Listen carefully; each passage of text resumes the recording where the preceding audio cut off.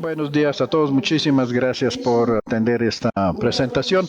Vamos a compartir con ustedes un poquito sobre el caso que hemos desarrollado dentro del marco del CAP for Cities y la pregunta, eh, como podrán ver, el desarrollo de las ciudades inteligentes. Si queremos pensar acerca del futuro de las ciudades inteligentes sostenibles en Latinoamérica, necesitamos comenzar por reconocer qué debemos hacer que sea bueno y qué podemos implementar y compartir eso con el mundo.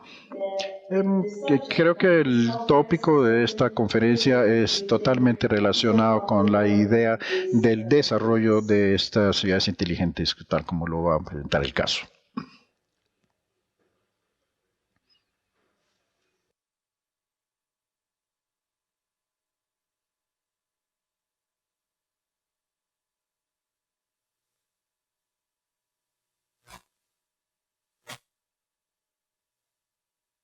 Bien, nuestra actividad está organizada para tomar más o menos una hora y voy a hacer una pequeña introducción de por qué escribimos sobre o trabajamos sobre este caso en Latinoamérica. Posteriormente, nuestros colegas van a compartir los diferentes casos que han desarrollado. Vamos a presentar dos casos de Brasil, un caso de Chile, dos casos de Argentina y un caso de Colombia. Y vamos a tener, creo que después, un pequeño tiempo para preguntas y respuestas.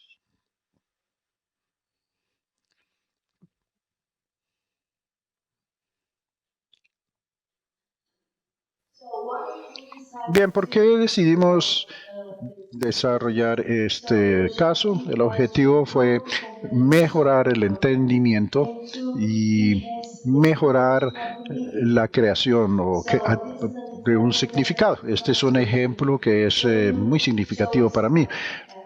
Cuando mostramos a los profesores o investigadores un libro de nuestros cursos, es un libro por lo general de texto de los Estados Unidos y que ha sido traducido a nuestro idioma, bien sea portugués o español. Pero podemos ver ahí varios casos, pero no sabemos, no conocemos mucho de esas compañías o de esas ciudades, no tenemos ningún contexto y habría que viajar a esa ciudad y enterarnos de los diferentes factores, muy diferente de cuando estamos reconociendo nuestro propio contexto para crear nuestro propio caso. Eh, por supuesto, de Brasil, de Chile, de Colombia o Argentina, estamos pensando, bien, tenemos algo en común, algo similar. Estos casos de Argentina, por ejemplo, van a ser muy importantes en mi clase, puedo involucrarlos. Y va a ser mucho más que una clase, va a ser un contexto desarrollado de acuerdo a los hechos nuestros y que lo que vamos a discutir va a ser muy aplicable a nuestro propio desarrollo de ciudades inteligentes y sostenibles.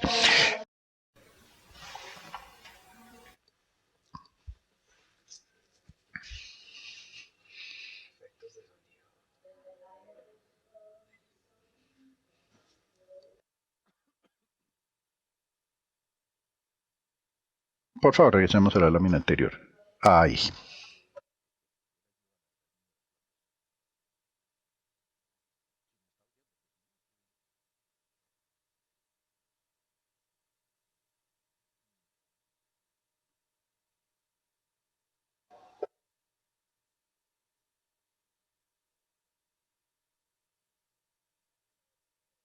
Bien, hemos creado un método sencillo.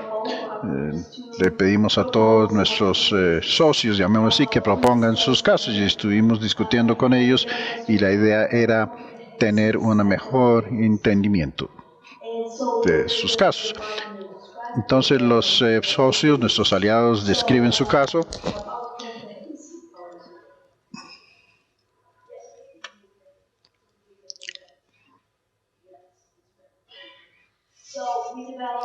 Desarrollamos una plantilla Y en esta plantilla, la sección más importante es el dilema. El dilema o problema es mostrar los hechos del contexto que estamos estudiando. Ningún caso es perfecto.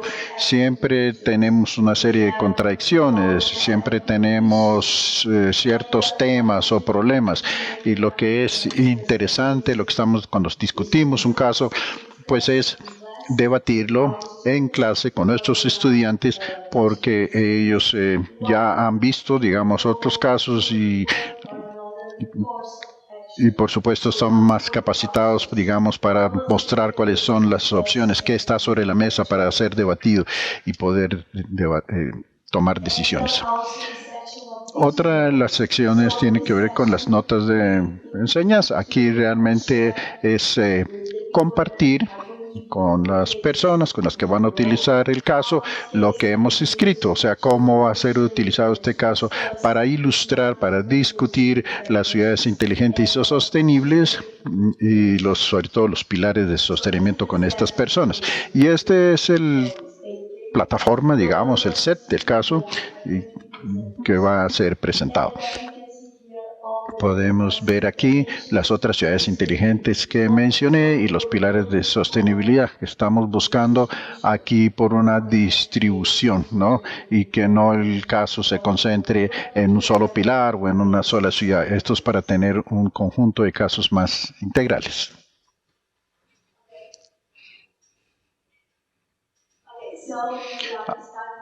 Bueno, ahora sí comenzamos con la presentación del caso. El primero es de mi ciudad o de nuestra ciudad con mi colega que está aquí y ese es el caso que hemos denominado Todos somos Porto Alegre. Entonces el micrófono es suyo. Muchísimas gracias, profesora Yamara. Good morning all. So I'm going to stand over here. I'm going to show you Primeramente, hablando un poco de nuestra ciudad, que es Porto Alegre, es reconocida por el presupuesto participativo que se creó en 1989, pero algunas otras informaciones. Nuestra población es alrededor de 1,5 millones de personas y el IDH en la ciudad está en el grupo muy alto. También en el tema de la sostenibilidad, 32 años, pero también tenemos el Pacto Alegre, que es una iniciativa que está vinculada a la innovación, el Observapoa, que es un observatorio de datos de la ciudad de Porto Alegre, es el único de este tipo en Brasil, el Centro Integrado de Comando, que hace un monitoreo de la ciudad con cámaras, el proyecto Manos Verdes, que también está en el rol de la sostenibilidad, Recicla Porto Alegre también, y 2 parques tecnológicos, uno en PUC, la universidad que formamos parte, y otro en URGS, entonces el Tecnopuc y el Zenit. Empezando a hablar entonces del caso, en Porto Alegre, en el tema de la basura, para las personas que recolectaban la basura, las condiciones de vida no estaban bien. Entonces, había el uso de pesados vehículos de tracción humana o de coches tirados por caballos y a menudo con la participación de toda la familia en la actividad, incluso los niños, los jóvenes. Condiciones desiguales, por supuesto, en los sitios de clasificación también de la basura, con problemas de gestión, baja productividad, elevada rotación de personal, entre otros problemas. Este es un tema que nuestra profesora Ana Clarisa trabaja, también trabajamos en PUC, que es investigaciones que tienen que ver con la innovación a partir de las personas, la cuestión social. Bueno, entonces pasaba eso y habían también presiones fuera del programa, habían como la persona que recolectaba la basura y antes que se podía vender la basura, habían magnates de la basura que explotaban los recolectores de reciclados.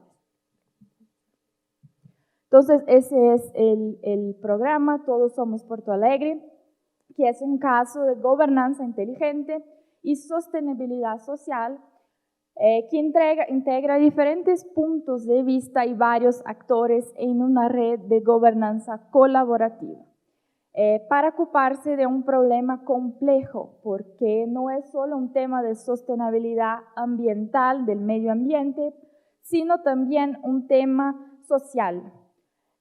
Y para ocuparse de este problema, el principal objetivo era mejorar la calidad de vida. Por eso fue considerada una iniciativa de ciudad inteligente y también sostenible. Acá les presento un poco lo que es de los actores, de los stakeholders del caso. Al menos 30 organizadores, o sea, partes interesadas, participaron de alguna manera de la actividad del proyecto.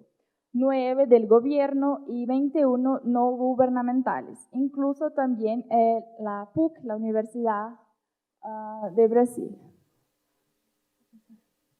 Y acá les muestro algunas fotos de lo que fue hacia abajo las reuniones del Todos Somos Porto Alegre, donde los recolectores, las personas de gobierno y de ONGs y demás partes, incluso la universidad, estaban manejando este tema. También el sitio donde se pone la basura y una otra foto de Porto Alegre. Y los resultados obtenidos fueron 2.143.000 familias abordadas por el programa, 1.000.000, y 1.700 familias recibieron beneficios y más de 5.000 vagas fueron ofrecidas para cursos para profesionales. Entonces, enseñanza para las personas que estaban trabajando con la recolección de la basura. Y 866 personas migraron también para otras actividades después del proceso de educación. Acá les dejo nuestros contactos, nuestros correos. Muchas gracias.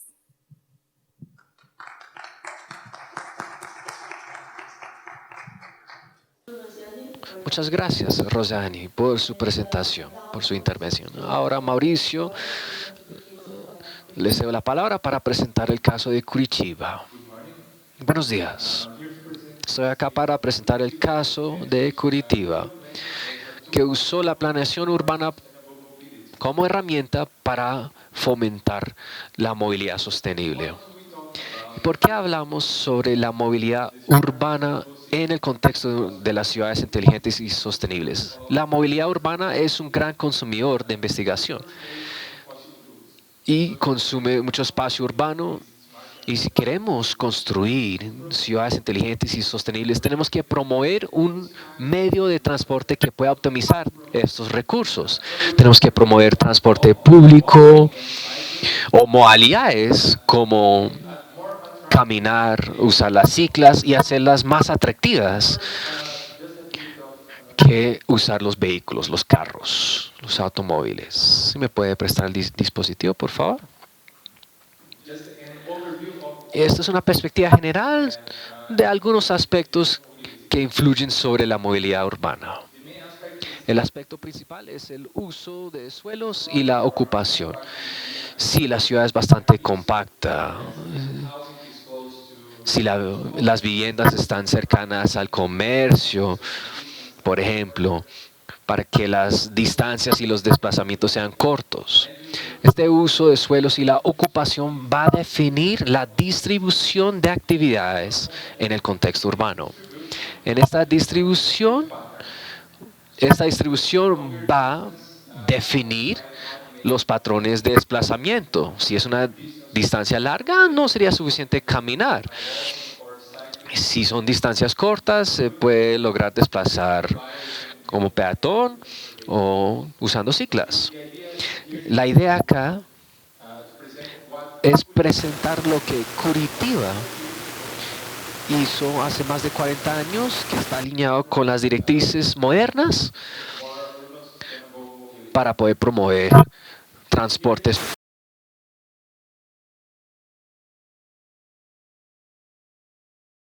por el Instituto de Desarrollo de Políticas de Transporte, creadas casi hace 10 años. Y son casi idénticas a las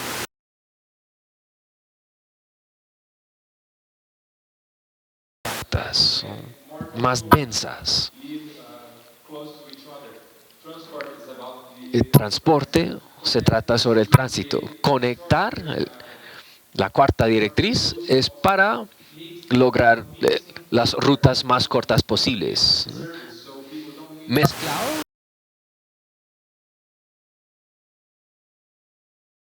todos los servicios estén disponibles cerca a las viviendas.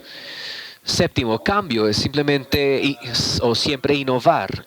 El octavo, walk, caminar. O se trata de siempre promover modalidades más sostenibles, desplazarse, caminar o por ciclas, por ejemplo.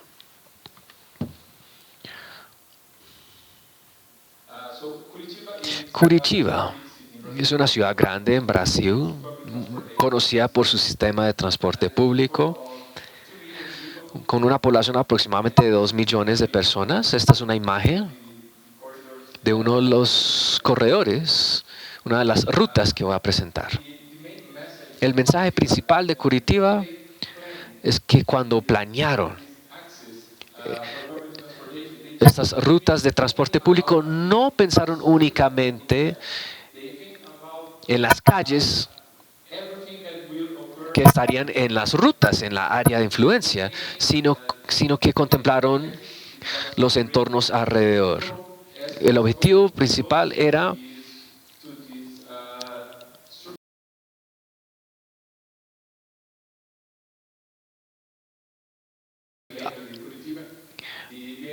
y el BRT, el equivalente de Transmilenio en Bogotá, es el sistema que se usó.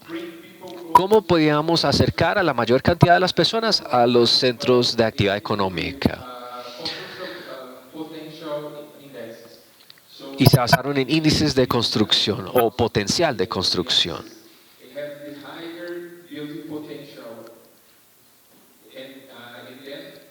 Y después, los que tuviesen el mayor potencial constructivo y que ofrecían la mayor cantidad de servicios. Y las personas que están usando el sistema de transporte BRT siempre podrían estar cercanos a estos centros de actividad económica.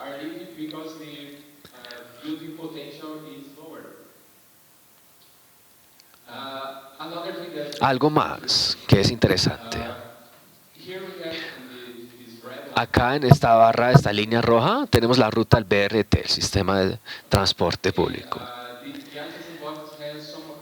Y las casillas adyacentes representan comercio. No podríamos tener una autopista acá. Entonces, desarrollaron la Vía Calma, una zona exclusiva para los peatones y los ciclos y los biciusuarios.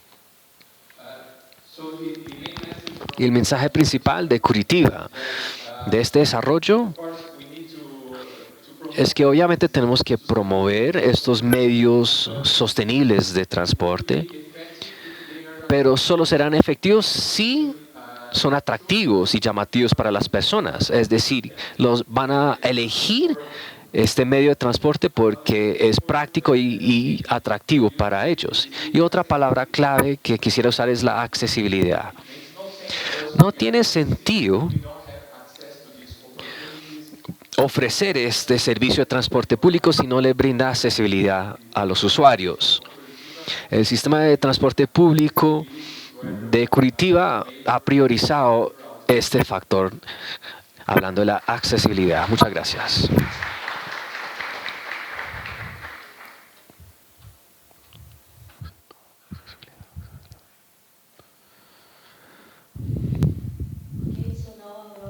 Gracias, Aurora. Ahora le entrego la palabra para presentar su caso.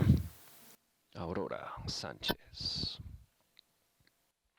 Gracias por esta oportunidad de presentar el caso. Este es un caso, a diferencia de los casos ya presentados, DO Smart City y sus desafíos en la diseminación y operacionalización del concepto de ciudades inteligentes en Chile aborda fundamentalmente la dimensión social.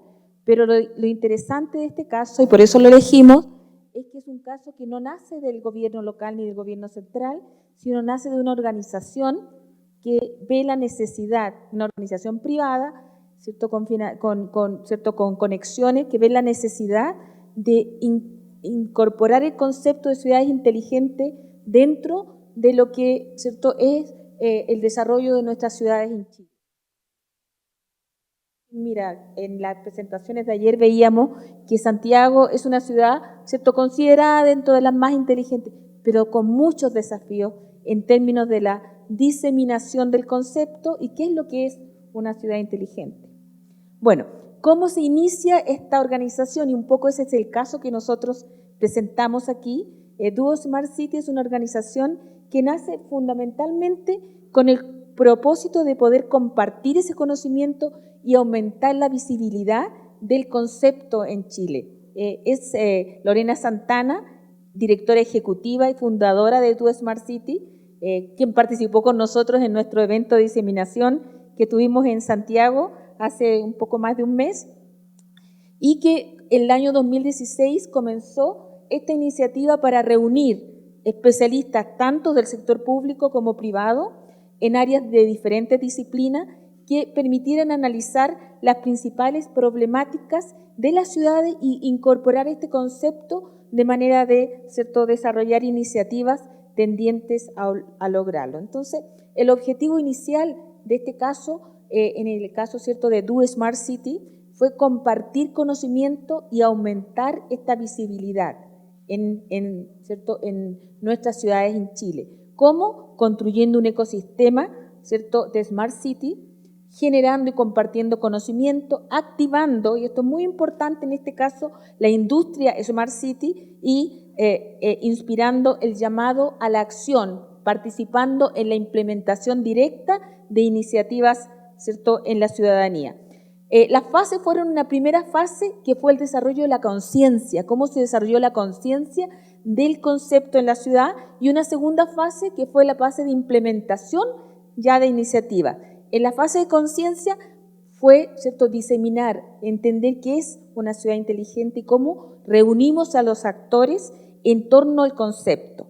Y en la segunda fase de implementación, que comenzó ya a partir del año 2018, llevar el concepto a cada región de Chile, participar en cada una de las ciudades de manera, ¿cierto?, de incorporar a los actores regionales para lograr, ¿cierto? Y ahí tuvieron el apoyo muy importante de las cámaras de comercio que, ¿cierto?, lograron apoyar eventos, ferias y una serie de iniciativas que permitieron ir implementando y reuniendo a los actores ciudadanos.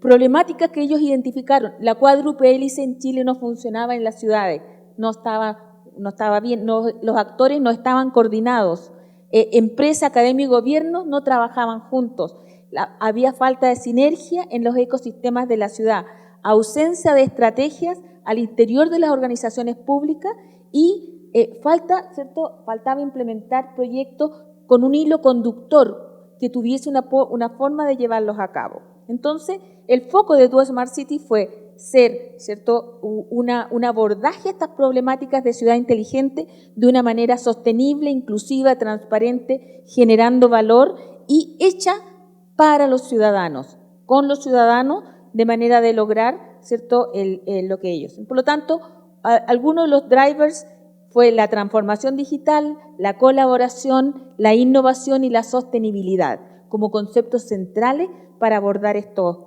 casos, ¿cierto? Ahí no me voy a detener en cada uno de los elementos, pero con estos 4 drivers estábamos, ¿cierto?, trabajando en ello.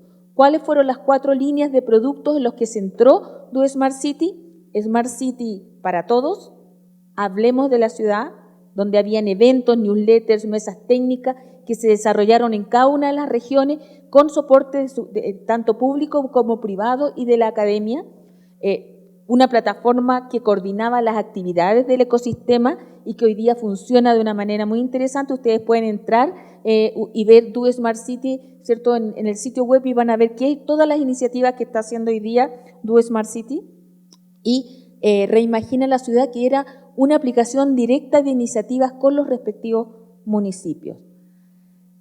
El ecosistema estaba integrado no solamente por alianzas entre, ¿cierto?, entidades privadas como empresas relacionadas con áreas de industria, sino también con instituciones públicas, empresas, municipalidades, academia, instituciones privadas, instituciones internacionales y medios de comunicación. Este ecosistema que integra y que de alguna manera coordina Do Smart City ha sido muy positivo y beneficioso para lograr resultados como ser un primer espacio no gubernamental que de alguna manera integra estos actores, empresa, gobierno, academia y ciudadanía. ¿Okay?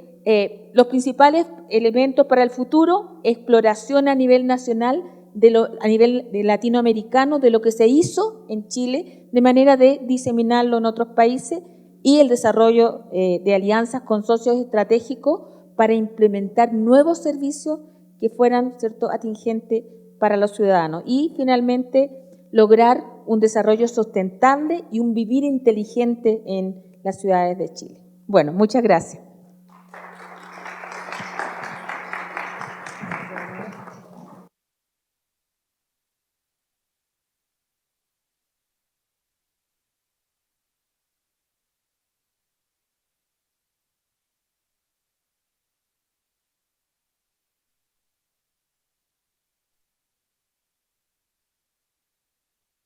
¿De Dimara? Sí, voy a aclarar.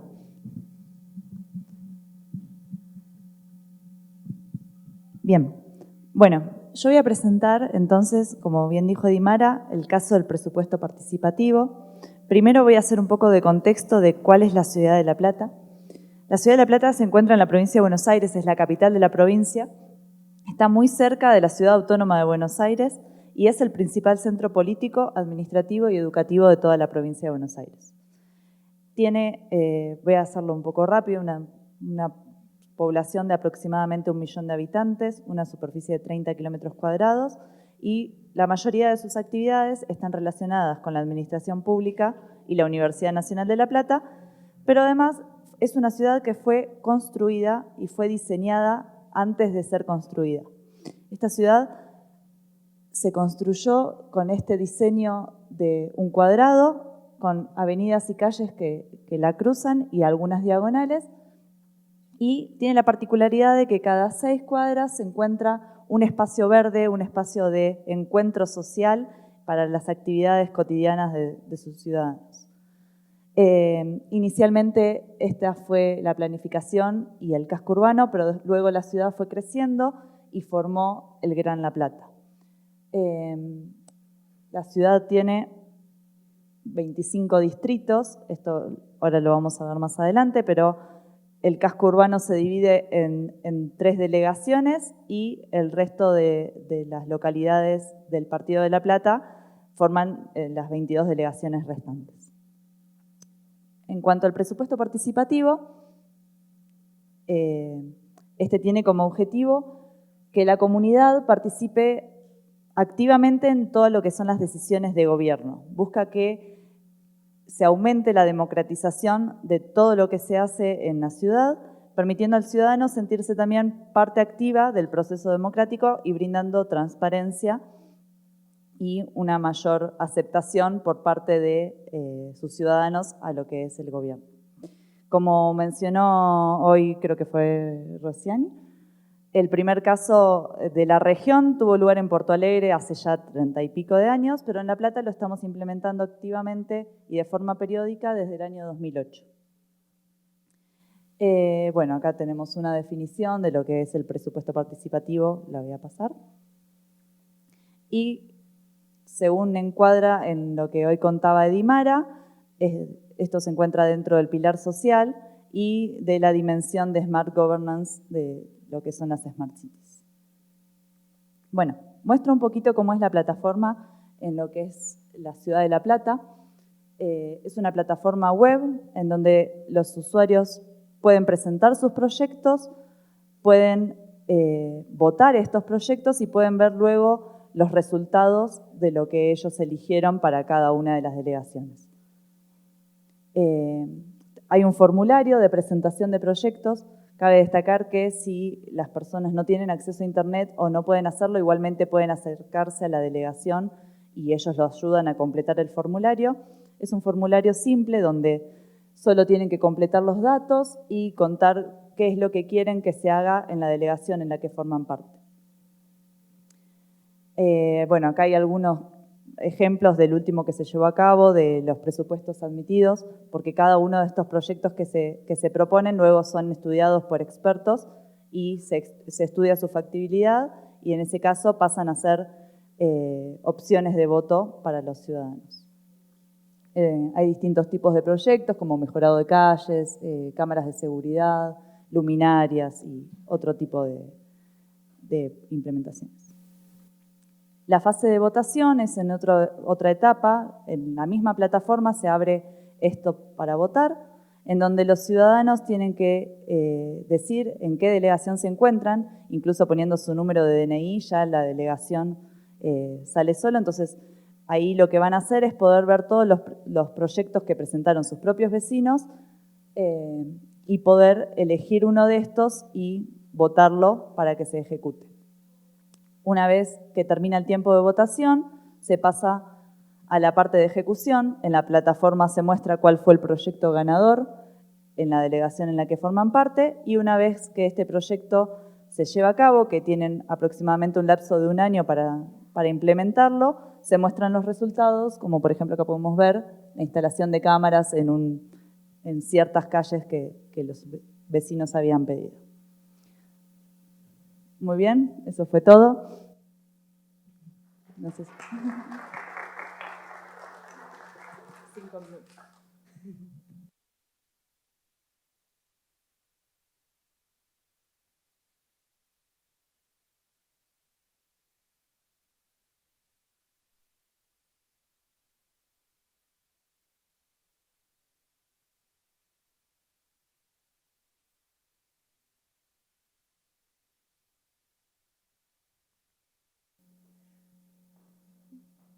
Bueno, gracias Aymara, buenos días a todos, muchas gracias por escucharnos y por estar aquí, compartir con nosotros todo este trabajo. Bueno, yo les voy a presentar un sistema que, para los que conocen Argentina y saben Latinoamérica, que uno de los grandes problemas que tenemos es un tema de seguridad, entonces en muchos casos es importante y esto es un proyecto que fue propuesto, iniciado a nivel local, promovido por el intendente del partido de Vicente López. Bueno, ¿cuál es la idea? Un poco presentar, ¿no?, la sugerencia y cuando nos mandó Aymara es decir, bueno, ¿cuál es el contexto? Por eso me voy a detallar en el contexto de dónde está ubicado el partido de Vicente López. Bueno, yo aquí les muestro en este gráfico la provincia de Buenos Aires. Como ustedes verán, en muchos casos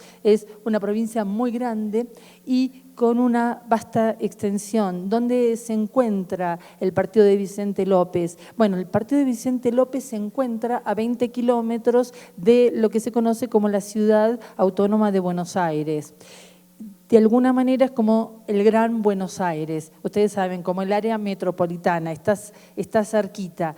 Si yo lo voy a ubicar geográficamente, nosotros tenemos que tener en cuenta que en el sur linda directamente con la capital federal, la ciudad de Buenos Aires. Algo que es importante, que en el este linda con el Río de la Plata. Y es importante tener en cuenta, obviamente, que en el norte está lindando con distintas autopistas, que no viene el caso nombrarlas, y que se conecta con todo lo que se conoce como la zona norte del Gran Buenos Aires. Entonces, eso es importante. Está compuesto el partido de Vicente López por varios barrios. Uno de ellos es Olivos. ¿Por qué lo quiero nombrar? Porque ahí es donde reside el presidente de nuestro país, la Casa de Olivos. Y entonces, ¿por qué es tan importante el tema del monitoreo? ¿Cuándo surge? Surge en el año 2015, con iniciativa de ese intendente, el que estaba en su momento, y que está actualmente en funcionamiento, y donde no es la misma persona, el mismo intendente que está a cargo del sistema. Y algo de lo que hablaba ayer el profesor Tomás Janowski, que una de las características de un caso sostenible y de alguna manera de una ciudad inteligente sostenible, uno de los aspectos es la continuidad. Y entonces a mí me pareció significativo remarcar dentro de lo que estábamos hablando, y por qué me parece relevante, porque el actual intendente continúa con este proyecto. Y el continuar, y uno de los desafíos significativos que está liderado por la Secretaría de Modernización y Gobierno Digital, es de los desafíos era el mantener la inversión y el sostener, porque nosotros tenemos que tener en cuenta que cuando hacemos implementación de estos sistemas de monitoreo para control, necesitamos mantener mucho equipamiento y mucha infraestructura, y que son altamente costosos. Entonces, también ahí, como decía Aymara en la presentación, vienen algunos de los dilemas. ¿Por qué gastamos tanta plata? ¿No? Yo los dejo para que queden estas preguntitas. ¿Gastamos tanta plata? Por otro lado, y me adelanto porque hablo demasiado y me queda poco tiempo, bueno, ¿se justifica? Otro de los dilemas que aparece aquí, más allá de lo importante que es tener sistemas de monitoreo, control, es: están invadiendo mi privacidad. ¿Estoy de acuerdo? Bueno, hay algunos que van a decir, bravo, buenísimo, porque me están cuidando, porque tiene beneficios, no vamos a quitar, porque es un caso de éxito, porque sigue creciendo, porque uno de los desafíos es mejorar la calidad de vida de los ciudadanos, que puedan transitar con seguridad dentro de la población. Me voy a apurar porque si no, no les ubico y les quiero mostrar algo rápidamente. Esto es dentro del Plan Integral de Seguridad. Como ustedes ven, aquí está el sistema de monitoreo y además hay tótems con botón antipánico. ¿Y eso por qué es importante? Y esta es la última y me quedo aquí. Disculpen, porque quiero tratar de ser respetuosa. Fíjense que en el mapa, esto lo extraje de la página de Vicente López el día de ayer para mostrarle todos los puntos donde hay tótems, donde uno presiona cuando ocurre un hecho y ahí, a partir de ahí, se despliega un conjunto de acciones para prevenir y para acompañar. Si hubo un accidente muy grande, enviar ambulancias, avisar a los distintos centros de salud para que estén preparados si hubo un robo o hubo algún derrame. Bueno, muchas gracias por escucharme, ya me excedí en tiempo, así que, bueno.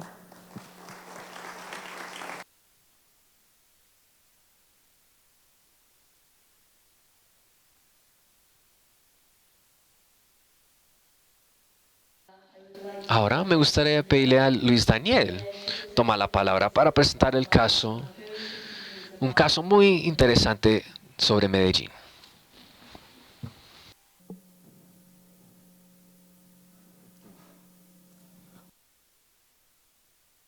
Este caso lo desarrollamos con dos estudiantes de la Maestría de Gestión de Información, Catherine Riveros y María Alejandra Beccaria, y lo vamos a estar presentando a dos manos con María Alejandra, que se encuentra en Santiago de Chile. Hola, María Alejandra. No se te está oyendo, voy a arrancar mientras solucionas. Bueno, nuestro caso es sobre emprendimiento, optimismo y creación de conocimiento en Medellín. Y no me funciona, ¿me puedes pasar? Y tal vez pon a María Alejandra al otro lado para que se vea el texto. Ok. Y en el caso planteamos dos teorías o ponemos o contrastamos dos teorías. La que creemos que es la teoría prevalente para diseñar ciudades y organizar sociedades en muchos países de Latinoamérica y del mundo, incluyendo Colombia. Y es básicamente una teoría pesimista y errada basada en teorías científicas obsoletas que considera a los humanos simplemente desperdiciadores de recursos. Entonces, esas teorías caracterizan a los humanos, como ven en esa foto, eso es lo que somos los humanos, simplemente productores de desperdicios y destructores de la naturaleza. Y por supuesto, en esa visión los humanos tienen que ser detenidos, hay que parar su reproducción, hay que evitar que se muevan por las ciudades, hay que detener el consumo, hay que proteger esto que es la nave espacial Tierra, que es la única que tenemos, y hay que detener el desarrollo y por supuesto queda la pregunta si también debemos detener la creación.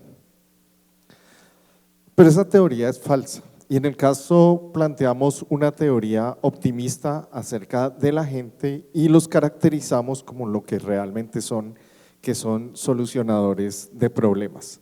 Son creadores de soluciones insostenibles, es nuestra característica, no sabemos qué problemas vamos a enfrentar y creamos soluciones para los problemas que tenemos, pero no sabemos qué problemas van a crear esas soluciones que desarrollamos.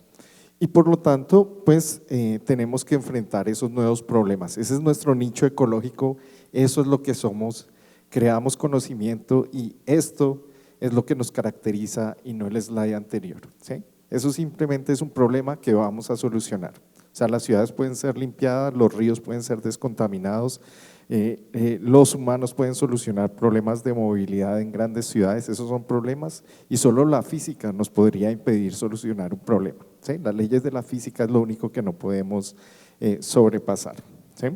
Los problemas, todos tienen solución, solo los que necesitan otras leyes de la física no se pueden solucionar. La gente somos constructores universales y como lo dije, la creación de conocimiento es nuestro nicho ecológico. Esto es lo que nos caracteriza y no la gasolina que quemamos para venir o el paquete que botamos al desayunar, ¿sí? Termino mi intervención con una frase que me encanta de una antropóloga en un libro que se llama Ciudad de los primeros 6.000 años.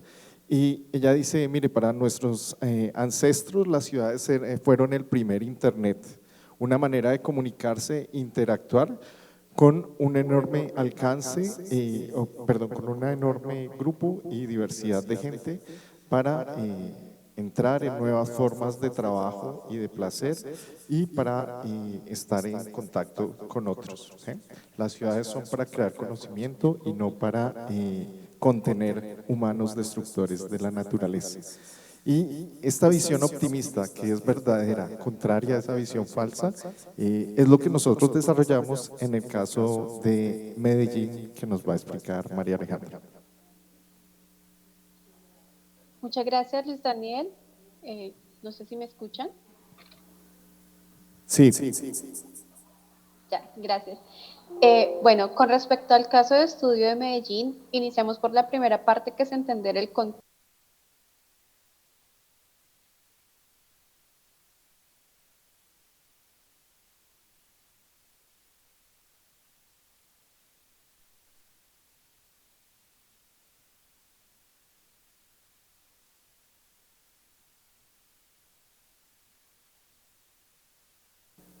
Luego vamos a conocer cómo fue que Medellín cambia y se vuelve una ciudad totalmente optimista, modernizada, donde se encuentran varios desempeños en los que los hace mucho más óptimos.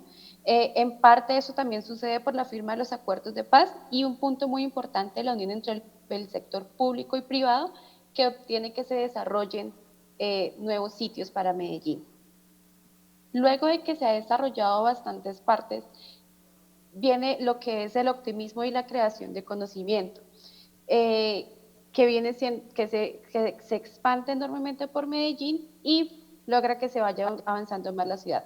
Después venimos con el punto final, que son los problemas asociados con Hidroituango, donde se empieza a caer un poco eso que habían empezado a desarrollar Medellín tan óptimamente, que era la unión entre el sector público y privado, y aquí es donde se presentan las primeras dificultades y se detiene un poco el progreso que ya habían obtenido bastante.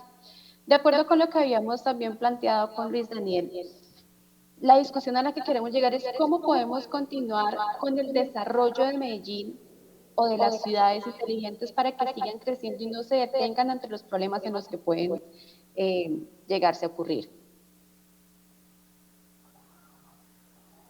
Muchísimas gracias a todos.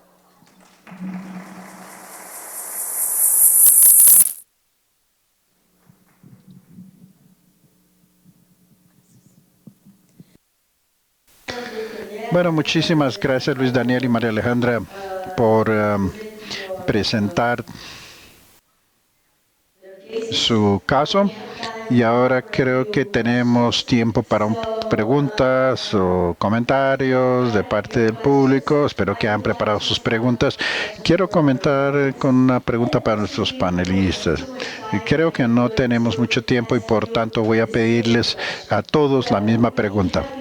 Hemos estado discutiendo desde el comienzo del proyecto Cap for City que las ciudades inteligentes, sostenibles, es crear una buena ciudad donde vivir. Ciudades que generan una mejor calidad de vida para sus ciudadanos. Y después de 4 años de estudiar este tópico en Cap for Cities, creemos totalmente en este concepto, considerando pues lo que hemos oído en los diferentes debates, sobre todo lo que hemos oído en los últimos 2 días de este evento. Quiero por tanto preguntarles a ustedes cómo el caso que usted escribió, en el que están trabajando, puede estar enfocado a proporcionar esa mejor calidad de vida para los habitantes. Voy a comenzar con usted, Clarissa, y que fue el primer caso donde se expusieron diferentes innovaciones sociales con respecto a la recolección y tratamiento de las basuras. ¿Cómo eso puede mejorar la calidad de vida de los ciudadanos que pues viven en tu ciudad? Y una respuesta muy corta, por favor. Buenos días. Bueno, creo que su pregunta es muy importante, Xiomara, porque en muchas ocasiones nosotros hemos pensado que tenemos que proporcionar soluciones técnicas al problema, pero a su vez las soluciones sociales son importantes. Deben incluir aquellas personas que tienen vulnerabilidades sociales y viven en esas áreas marginales. Por tanto, lo que quiero decir es que debe incluir a todos los actores y cómo escalar estas innovaciones, estas soluciones que podemos pensar y escalarlas a todo lo ancho y largo de la ciudad. Muchas gracias, Ana Clarissa. ¿Y qué acerca de Curitiba? ¿Qué crees? Bueno, en el caso de la movilidad urbana, accesibilidad es el nombre del juego para mejorar la calidad de vida, porque cuando llegamos a digamos que proporciona proximidad entre las personas de los comercios, las personas y otras áreas de interés. Llegar al transporte para unir a 2 puntos, 2 áreas, les permite pues desarrollar las actividades que deseen. Esto pues como ahorra tiempo, por decirlo así, este transporte es sostenible, entonces mejora la calidad de vida de las personas. Y en su caso, con respecto a las ciudades inteligentes, yo creo que el caso de Duo Smart Cities, la contribución es principalmente a ser un coordinador de factores, de hechos. Sobre todo cuando se trata de una ciudad inteligente, unir, por ejemplo, como Starlink, unir el sector privado con el sector público, el gobierno, y muchas ideas y trabajo deben venir de las organizaciones, de las instituciones, de las compañías. Realmente era un factor integrador, ¿no? Y de coordinación, que fuera visible para todos, pero al mismo tiempo que fuera, digamos, ejecutado, que tuviera validez para todas las personas, que existiera una buena diseminación de la información y que tuviera la participación, como anteriormente, de todos, compañías, academia, gobierno y las autoridades municipales. Esa creo que fue la mejor contribución del caso, lograr esa unión.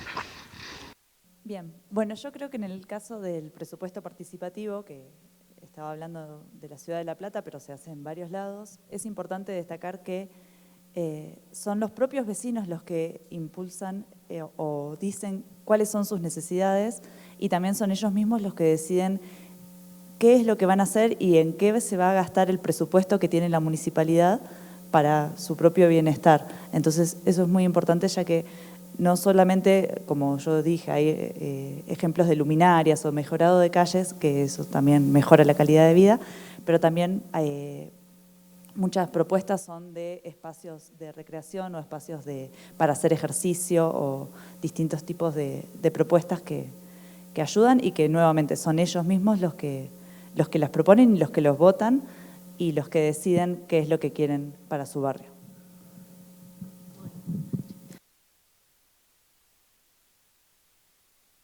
Bueno, en el caso de el ejemplo del partido de Vicente López, el tema del sistema de monitoreo, no solo es importante para cuando ocurre un robo, un accidente, también puede pasar, y por eso yo les mostraba los puntos donde estaban esos botones antipánico, cuando hay una situación que no tienen que llamar, directamente presionan, si hay una persona descompuesta, lo ven, se despliega todo ese conjunto de acciones, llamar a una ambulancia, si tienen que llamar a la policía, a los distintos actores y de otros entornos, y que eso mejora la calidad de vida. Y yo creo que algo que es importante cuando uno se siente más seguro y cómodo para transitar, cuando hay tanta gente. En ese partido hay una alta población por kilómetro cuadrado y la seguridad es significativa. Muy bem. And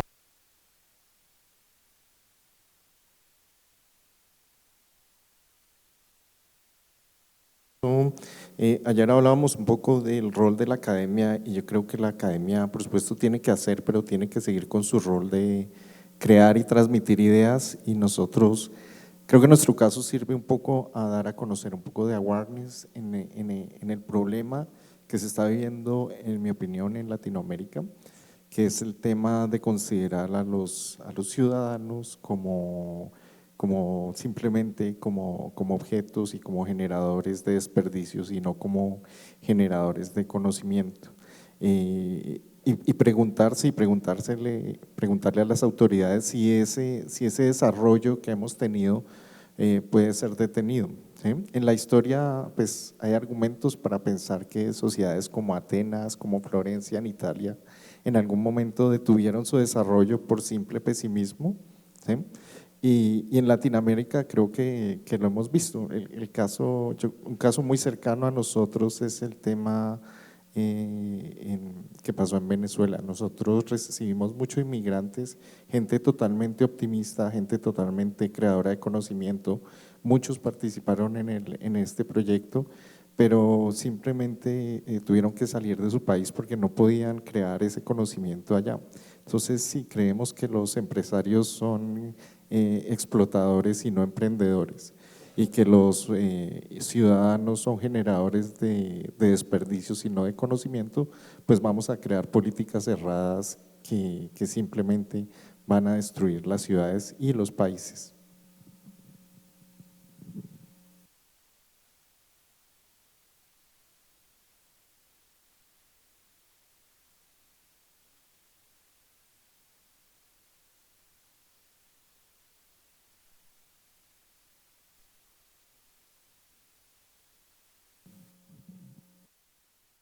En español, muchas gracias a todos los participantes.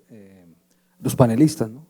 En especial pues la moderación y ha sido interesante pero rápido el ejemplo de cada ciudad, pues da la coincidencia que muchos conocemos todas esas ciudades que han nombrado excepto quizá La Plata. Bueno, hemos de pronto el Gran Buenos Aires algo. Pues yo tengo pues 4 comentarios de cada ciudad que me surgió una idea. Por ejemplo, ¿existe alguna viabilidad para el transporte eléctrico y en bicicletas en Curitiba? Lo vi un poquito rápido, pero es que el caso en Bogotá es que ha aumentado mucho el transporte de moto y bicicleta. Se sabe que la bicicleta eléctrica puede ayudar un poco a los usuarios, inclusive la moto eléctrica, pero no sé qué otras ciudades han mejorado eso. Ahora, en el caso de Duo Smart City, que es Chile, pues la ciudad es más compleja, se ve en cada uno de los iconos que presentan, pero precisamente uno se imagina qué complejidad pueden tener las bases de datos para tener una ciudad pues bien administrada, que es el caso digital que nos preocupa, ¿no? No sé si una por una o todas. Pienso que podemos comenzar con estas dos. Entonces,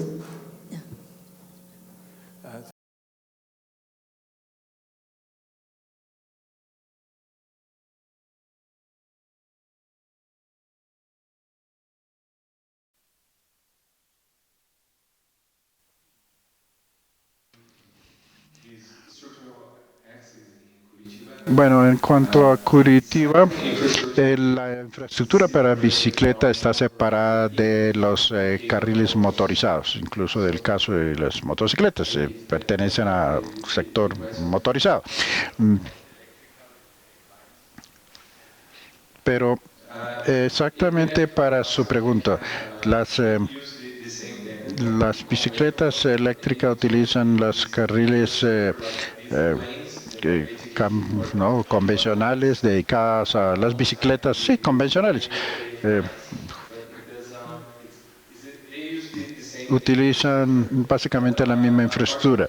Desafortunadamente no tenemos muchas bicicletas eléctricas en Brasil aún. Espero que esa realidad pues llegue muy rápido, tener muchas más bicicletas eléctricas.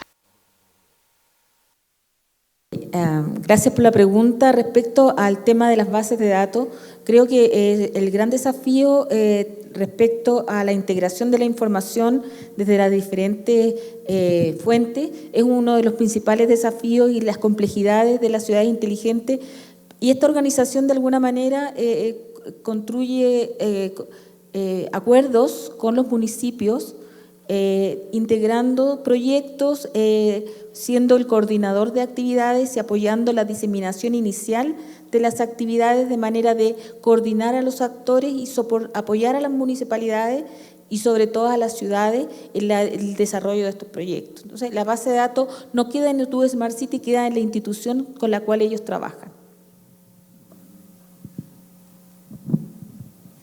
Pues muchas gracias.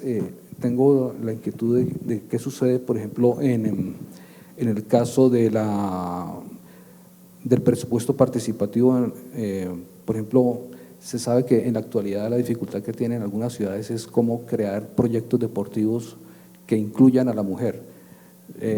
Uno sabe que existen muchas infraestructuras, generalmente clubes que utilizan sus propios escenarios deportivos, pero en un presupuesto participativo ¿existe ese espacio para que la mujer pueda tener ese acceso a su deporte apropiadamente? Bien, bueno, eso no estoy muy segura, pero en la Ciudad de La Plata muchos clubes están implementando por sus propios medios la inclusión de la mujer en los deportes. Incluso muchos clubes tienen ya sus ligas de fútbol femenino. Hay una liga platense muy grande de fútbol femenino donde todos tienen sus representantes. El presupuesto participativo está más orientado a lo que es municipal, ¿sí? al presupuesto de la municipalidad, el presupuesto público. Por ahí no tanto, los clubes se manejan más con presupuestos privados, con ayuda de la municipalidad, pero incluso podría ser que en algún barrio, por ejemplo, una de las propuestas de los vecinos sea ayudar al club, y en ese caso sería posible, sí. Sí es posible. Es una gran alegría. Muchos en Bogotá creemos que eso es lo difícil en las ciudades, ese equilibrio. También tenemos el caso, pues los que conocemos algo de Buenos Aires, por ejemplo, Puerto Madero es muy turístico. En ese caso, ¿hay trascendencia de lo que hacen en Partido Vicente López que beneficia de los servicios turísticos? O sea, ¿del mismo nivel de Puerto Madero o hay ciertas diferenciaciones en la ciudad? Exactamente, el sistema que nosotros manejamos fue el sistema de monitoreo, no tanto la parte de turismo, pero tiene mucha información turística. Si uno va a la página web, yo no la puse, a la página web del municipio de Vicente López, tiene toda una parte de turismo. Yo no tuve tiempo para comentarlo, pero tiene museos importantes, tiene una biblioteca muy grande. ¿Y por qué yo nombré que en el este linda con el Río de la Plata? Porque tiene todas las barrancas y promueven la visita. La verdad que toda la zona norte, obviamente que si usted conoce Tigre, tiene mucha más difusión por todo lo que es el puerto de Tigre, pero bueno, lo promueven y lo trabajan. Así que tenemos que resumir, perdón. Sí, buenos días. Quisiera hablar algo aprovechando el nombre que ustedes le dan al proyecto que tienen futuras ciudades inteligentes. Yo soy ingeniero civil. Veo que en muchas ciudades la joven de Argentina habla de reciclaje, pero esto es para todos, para que todos den una opinión. Yo quiero hacer un proyecto donde los botaderos de basura reciban lo mínimo, ¿sí? Porque si aquí hay ingenieros y también ambientales, todo se puede reciclar, ¿sí?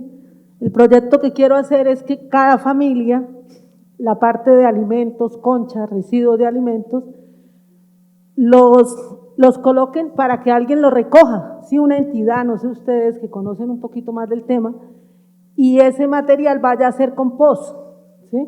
Sirva de abono o sirva de alimentos y está limpio para animales. Es un proyecto futuro, pues quise tocar este tema y quisiera que cada uno diera una opinión, ¿qué le parece? ¿Sí? ¿Qué futuro tendría? Mínimo 1 minuto, no sé ustedes el tiempo que tengan. Si me entendieron lo que hablé, muy amables.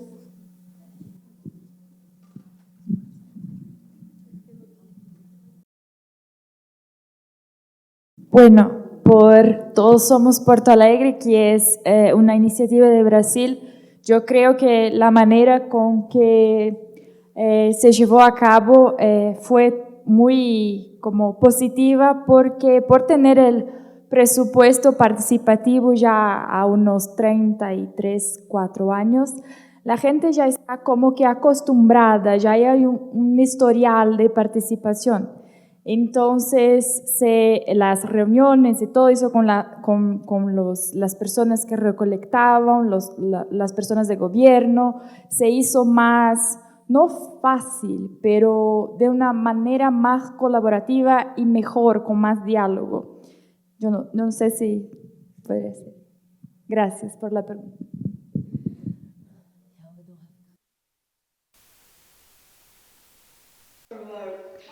Bueno, muchísimas gracias por sus preguntas.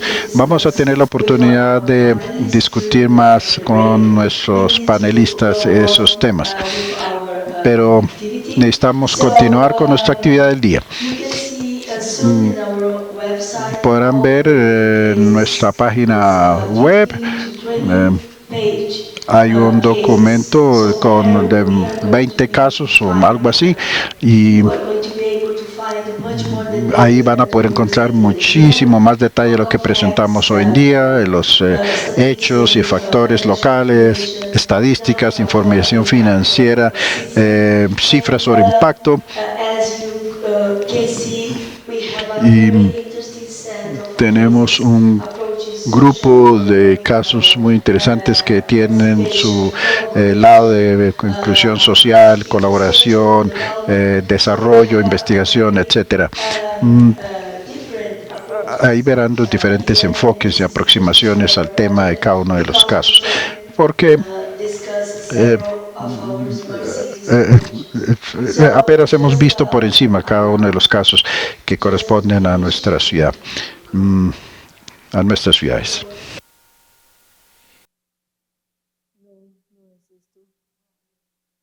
Yes, this one. Yeah, so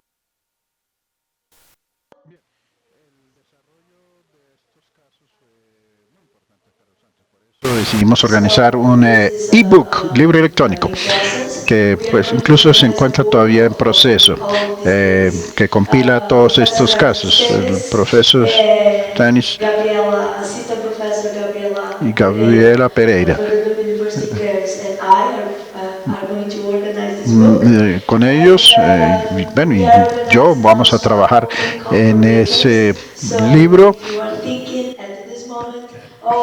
Y si ustedes están pensando en este momento, yo conozco un caso muy realista que va a ser, digamos, un buen acople, un buen match con lo que hemos visto hasta el momento, pues son bienvenidos a exponerlo, incluso para unirse a los casos que hemos expuesto en esta discusión. Muchísimas gracias por su atención, por sus preguntas, por su participación, y a nuestros colegas y panelistas, muchísimas gracias por estar aquí con nosotros. Y sobre todo por haber hecho la investigación, por haber escrito los casos y por presentar esos casos aquí. Vamos a requerir de otro tiempo para escribir más sobre estos casos, investigar más. Muchas gracias por compartir su tiempo con nosotros.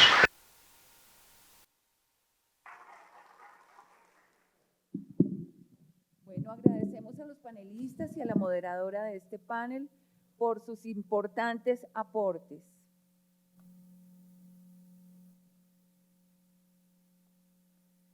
Con el objetivo de presentar el alcance y hoja de ruta para reverdecer y aumentar la biodiversidad en las ciudades, damos la bienvenida a la doctora Carolina Useche, gerente de Acción Climática de World Resource Institute de Colombia. Bienvenida, doctora Carolina. Buenos días para todos y para todas.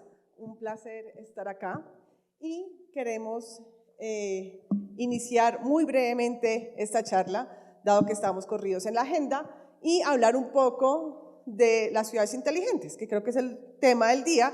Y hoy quisiera hablarles de cambio climático, además, como uno de los principales desafíos que tenemos, no solo en Colombia, sino en toda América Latina. Entonces,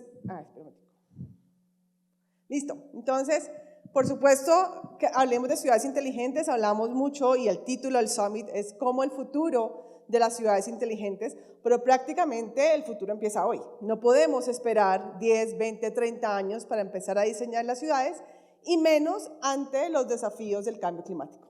Entonces, hoy quisiera hablar de cómo articulamos estos dos temas, las trayectorias hacia la carbono neutralidad, la resiliencia climática y las ciudades inteligentes.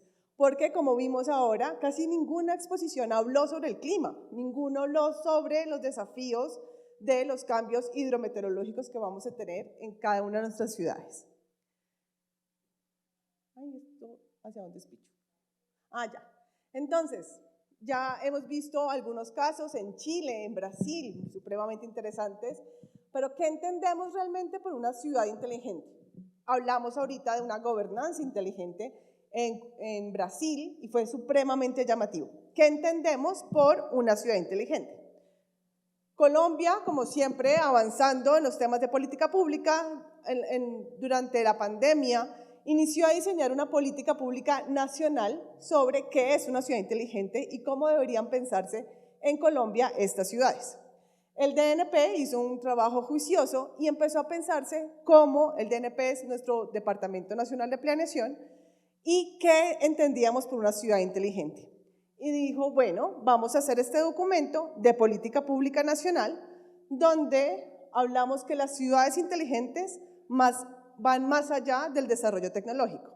Porque veíamos ahorita, por ejemplo, cómo poner más cámaras, hacer las cosas más electrónicas, cómo diseñamos el transporte.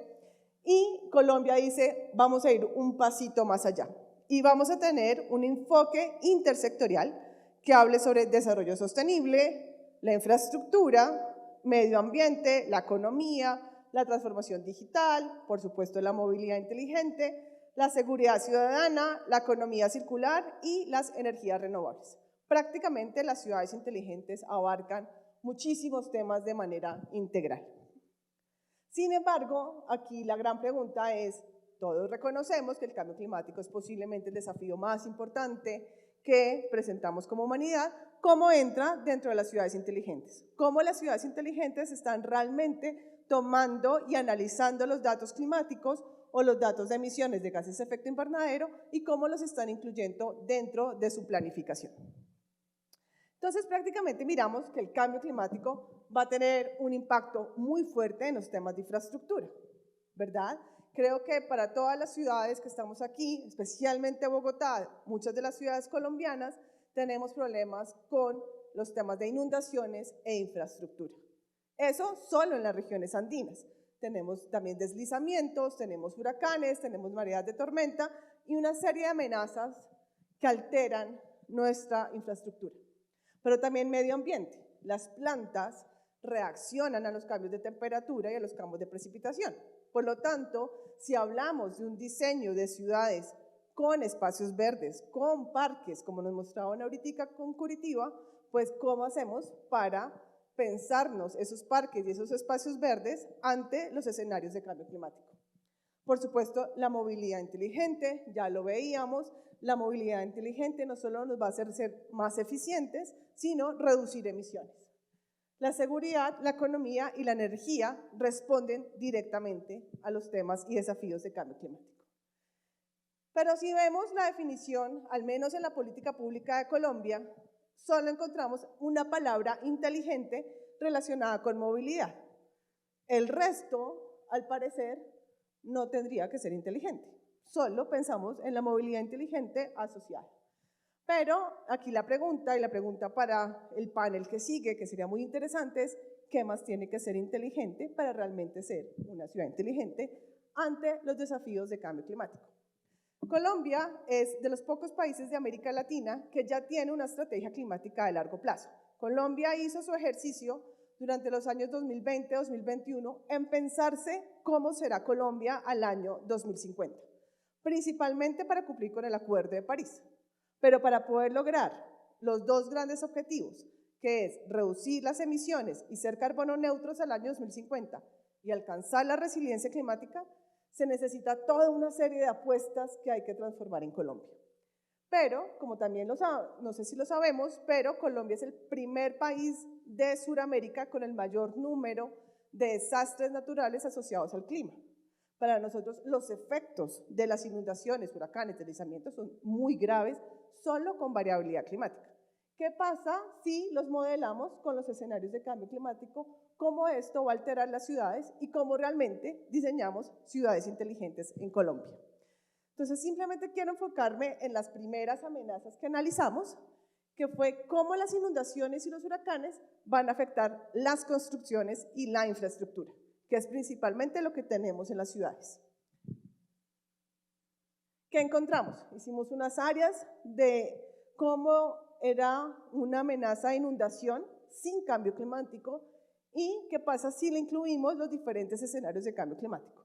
¿Cómo va a cambiar las inundaciones en el país para todo el territorio nacional a casi 1000 años en el tiempo? Con los diferentes RCPs que propone el ICP, por supuesto. Miramos las edificaciones, miramos la infraestructura. ¿Dónde están ubicadas las casas, los edificios de gobierno y cómo las inundaciones podrían afectar estas construcciones y esta infraestructura? ¿Qué encontramos? Aparte miramos, en Colombia nuestra planificación en las ciudades además se da por unos estratos sociales. Entonces miramos cuáles eran los estratos en las ciudades que más se iban a ver afectados por inundaciones. También miramos, que son las barritas naranjas, es el tipo de construcción, casitas en barro, casitas de ladrillo, casitas de concreto. ¿Cuál es el tipo de material que tienen las casitas en las ciudades que las hace más vulnerables al cambio climático? Y por último, si son casas, son apartamentos, son edificios altos, los edificios bajos, ¿cuáles son más vulnerables para realmente un diseño de ciudad adecuado? Y todo este ejercicio lo hicimos para todas las ciudades del país por manzanas, es decir, por barrios que lo agrupan. Acá tenemos a Barranquilla, Tumaco, Santa Marta. Estos son los barrios y las manzanas que se van a ver afectadas por inundaciones por cambio climático. Entonces tenemos exactamente ubicado cuáles son aquellos barrios que se van a ver afectados de aquí a 500 años por inundaciones por los efectos de cambio climático. Entonces, prácticamente los sistemas de ordenamiento territorial deberán tener esto en cuenta para el diseño de ciudades. Ahí sí hablamos de una ciudad inteligente. Y esto no pasa. Ay, perdón. Adicionalmente, también miramos el tipo de construcción, porque desafortunadamente en Colombia las ciudades no se construyen de manera homogénea, nuestras casas no se construyen de manera homogénea. Tenemos muchos materiales, tenemos casitas que están hechas por madera y por tierra, por barro, tenemos casas que están hechas de concreto, otras con una construcción tradicional en ladrillo, y miramos cuáles eran el tipo de casita y cómo se construía que pudiese ser más vulnerable a los efectos del cambio climático, para así diseñar ciudades y viviendas que fueran realmente resilientes al cambio climático. Y calculamos la pérdida. ¿Cuánto Colombia va a perder por inundaciones relacionadas por los efectos negativos sobre las construcciones y la infraestructura? Y como podrán ver, pues no es un valor menor lo que vamos a perder año a año. Esto es una pérdida anual por efectos de las inundaciones sobre las construcciones y la infraestructura en Colombia. Adicionalmente, los huracanes. Es que a veces pensamos y se nos olvida que Colombia es 50% mar. Tenemos mar Caribe y mar Pacífico. Y en el mar Caribe tenemos una gran amenaza, que son los huracanes. ¿Qué hicimos? Modelamos, afortunadamente, los sistemas de Estados Unidos tienen muy buena información con respecto a los huracanes, y modelamos cómo iban a ser las trayectorias de los huracanes ahora en el Caribe con los efectos del cambio climático. Y no pasa. Bueno. Y lo que hicimos fue modelar cómo debería ser el diseño de las casas teniendo en cuenta los vientos huracanados. ¿Por qué? Colombia tuvo en el año 2020 el primer huracán de categoría 5 que cayó sobre Providencia. Y muchos de nosotros recordamos cómo Providencia fue afectada por este huracán 5. Pero no va a ser ni el primer ni el último huracán de esta categoría que vamos a tener. Por lo tanto, diseñamos y hicimos una modelación de cómo las casas se van a ver afectadas, sobre todo las casas de construcción tradicional en San Andrés y Providencia, y cómo estas se iban a ver afectadas por los vientos huracanados, para poder darle recomendaciones al Ministerio de Vivienda de cómo construir casas teniendo en cuenta los huracanes que van a seguir llegando al Caribe colombiano. Y algo muy importante, las mareas de tormenta. Cuando pensamos en los huracanes, solo pensamos en estos grandes vientos, pero los huracanes traen algo que se llama mareas de tormenta, que son estas grandes olas. Con Iota, en el año 2020, tuvimos registros de olas de 8 y 10 metros. Una ola de 8 y 10 metros, al romper, destruye.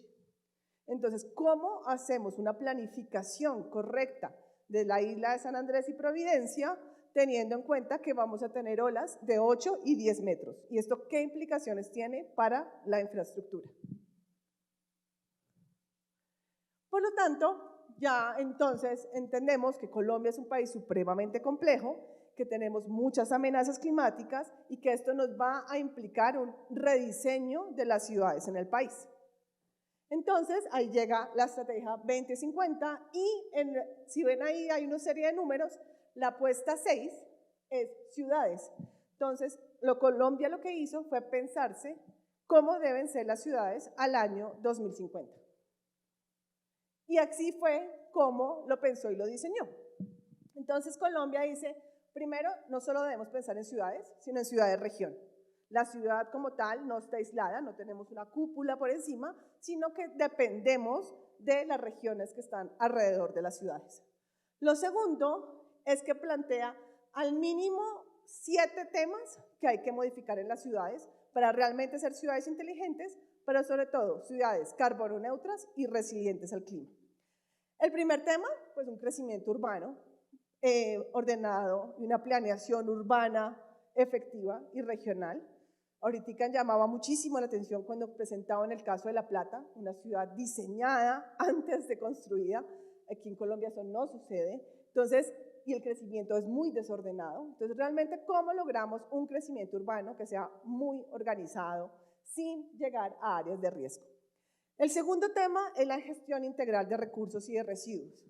Realmente este es un tema de los más delicados, producimos muchísima basura, realmente tenemos que tener metas muy concretas de reducción de residuos. Impresionante el caso que nos mostraron de Brasil desde el año 1990. Aún Colombia, aún Bogotá sigue con este tema, sigue patinando y deberíamos ser más ambiciosos. Luego miramos en los sistemas de movilidad, sin duda el tema de una movilidad eficiente, también el caso que nos mostraron de Brasil, impresionante, cómo tienen un sistema integrado de transporte. Colombia la apunta igual a lo mismo. El 28 hablamos de unas edificaciones carbono neutras. Por supuesto, ya Colombia con su Cámara de Comercio, con su, se me olvidó ahora el nombre, Construcción de Agenda Sostenible, se me fue el nombre en este momento, ya tiene unos protocolos para que las edificaciones sean carbono neutras. Ya tenemos unos protocolos muy claros de cómo reducir emisiones en la construcción de viviendas y edificios para las ciudades de Colombia. Pero, como ya vimos, tenemos una serie de amenazas, por lo tanto, también tienen que ser resilientes. Acá no podemos tener unas metas de reducción de emisiones sin hablar de adaptación. Entonces hablamos de unas edificaciones altamente eficientes en energía, en residuos, en agua, como en que sean adaptadas al cambio climático. El tema muy importante, y es la sección de este panel en este momento, que son las soluciones basadas en la naturaleza.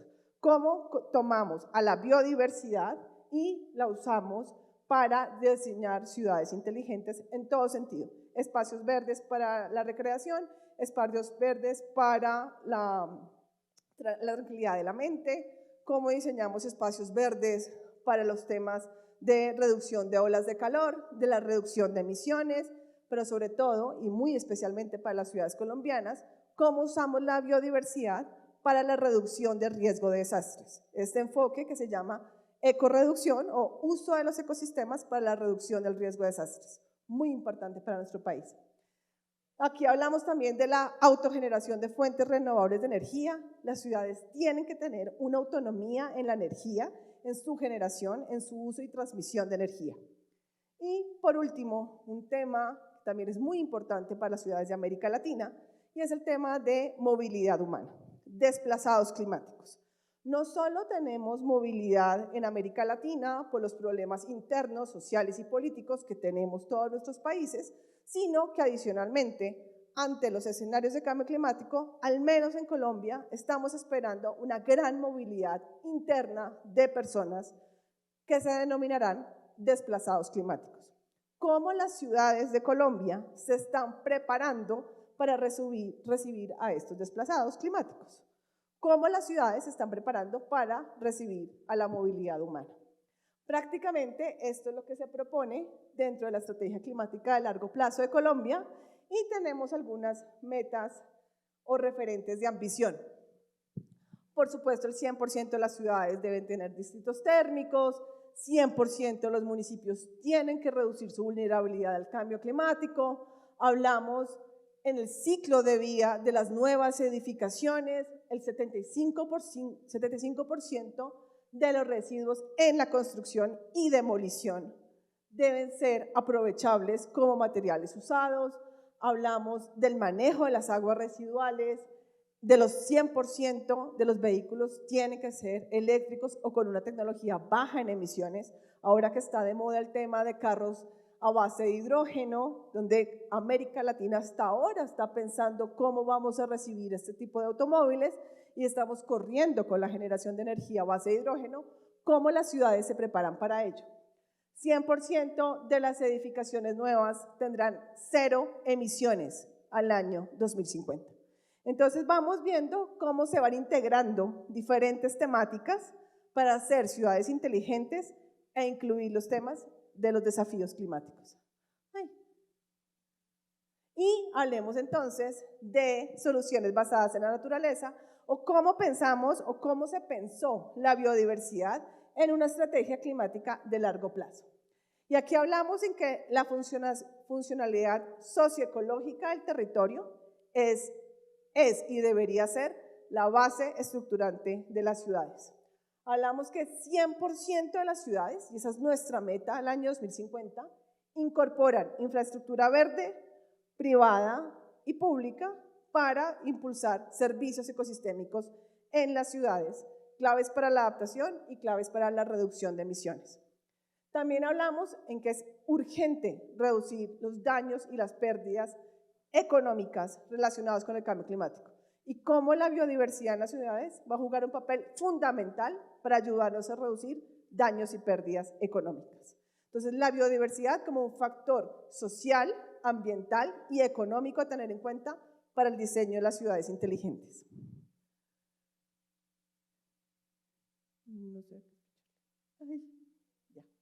Entonces, como viene un panel donde vamos a hablar de biodiversidad en ciudades, acá la gran pregunta es, si ya sabemos a dónde queremos llegar, ¿cómo vamos a usar o cómo vamos a diseñar la biodiversidad en las ciudades con 3 objetivos al menos climáticos? El primero, la reducción de la vulnerabilidad al cambio climático, cómo la biodiversidad va a jugar un papel fundamental para reducir la vulnerabilidad de las ciudades al cambio climático, olas de calor, inundaciones, eventos climáticos extremos. Lo segundo, el riesgo de desastres. No podemos seguir continuando en que se nos vuelva a la normalidad, ver cuántas casitas se inundan en Barranquilla, cuántas casitas se inundan en Bogotá, cuántas casitas se inundan en otras ciudades del país y lo normalizamos ya como un tema normal en los noticieros. Y por último, por supuesto, Colombia, Bogotá se compromete a ser carbono neutro. ¿Cómo usamos a la biodiversidad para ayudarnos con estos temas de absorciones de gases de efecto invernadero y conservación de stocks de carbono en Bogotá, ciudad, región? Y prácticamente con esta última, ya creo que retomando nuestra primera pregunta, ¿qué más debería ser inteligente? Pues ya creo que quedó claro que no solo la movilidad debe ser inteligente, sino prácticamente todos los temas que incluye una ciudad inteligente deberían ir para allá. Por lo tanto, hablamos que para incluir el tema de adaptación en la ciudad inteligente, hablamos de adaptación al cambio climático, reducir el riesgo climático, podemos hablar de un arbolado climáticamente inteligente o de espacios verdes climáticamente inteligentes. Hablamos de movilidad inteligente, de vías inteligentes. Todo el tema de Smart Roads va a jugar un papel fundamental porque toma los temas de cambio climático, de inundaciones y de efectos como de reducción de emisiones al ser más eficiente la movilidad. Y quiero terminar simplemente con una última diapositiva porque a veces muchas de nuestras ciudades están muy enfocadas en los temas de reducción de emisiones. Vamos a hacer estrategias de mitigación.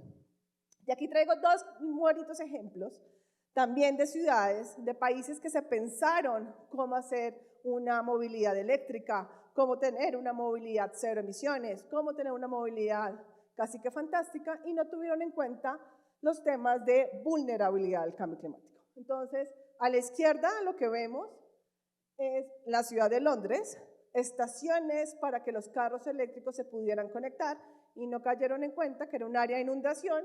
Y si vemos, pues prácticamente solo son los cisnes que se van a conectar en esas estaciones porque ningún carro va a poder entrar a conectarse. Y en este lado vemos un tren última tecnología en Indonesia, 0 emisiones, prácticamente un tren supremamente eficiente en el tema energético, que también se hizo en un área de inundación, no tuvo en cuenta los mapas de vulnerabilidad y riesgo climáticos, y el tren estuvo parado 8 meses. Al estar detenido 8 meses, tocó volver a buscar estos trenes a bases de carbón, por lo tanto las emisiones se dispersaron y pues cuánta plata se perdió al tener un tren detenido 8 meses que duró la inundación.